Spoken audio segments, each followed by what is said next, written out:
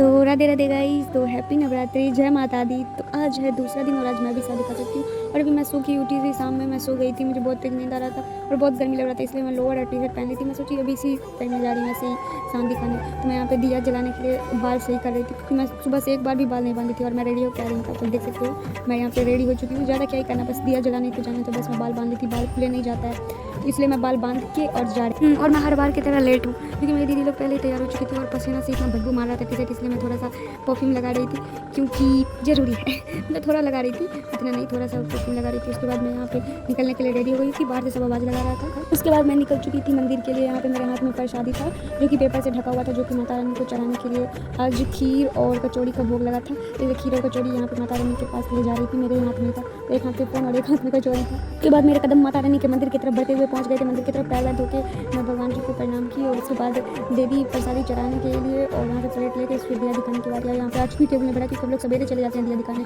बहुत आदमी लेट से आता है। तो मैं यहाँ पे वेट कर रही थी, क्योंकि दीदी दिखाएगी, उसके बाद मुझे भी दिया जलाना था और दिखाना था भगवान जी को।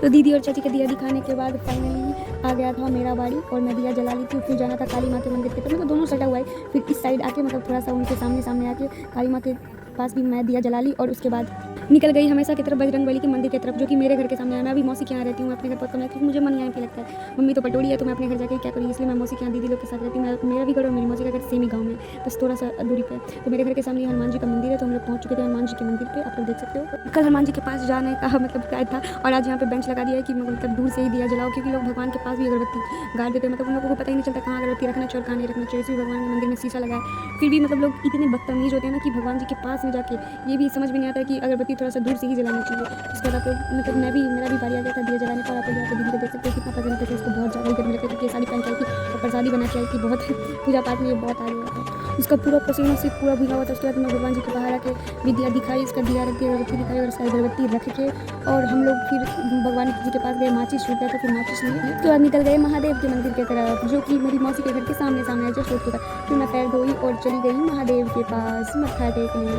तो आप लोग यहाँ पे देख सकते हो, और दिया जलाने भी। तो मैं साल में एक ही बार आती हूँ यहाँ पे दिया जलाने, भी नवरात्रि के टाइम, और मुझे बहुत अच्छा लगता है, मतलब बहुत ज़्यादा अच्छा लगता है। आप लोग को क्या ही बताएं। मैं और मेरी बहन आ गए थे यहाँ पे भगवान जी के पास, पहले बप्पा के मूर्ति के पास दिया जलाने, और उसके बाद यहाँ पे बहुत सारे भगवान जी हैं मतलब मंदिर में, तो सबको दिया दिखाने के बाद फिर हम आ गए थे घर पे। बस रोड के एक पारी घर है, अपने रूम के माता रानी का दर्शन करवाती हूँ। सिर्फ यहाँ पे पूजा और खाना बनता है। आप लोग देख सकते हो कितनी प्यारे लग रहे हैं। आप लोग कमेंट में जय माता दी जरूर लिख देना। मिलते हैं नेक्स्ट ब्लॉग में। आपको ये ब्लॉग कैसा लगा ये भी कमेंट में जरूर बताना। तो मिलते हैं थर्ड डे पे, ठीक है। Bye bye, tata, thanks for watching.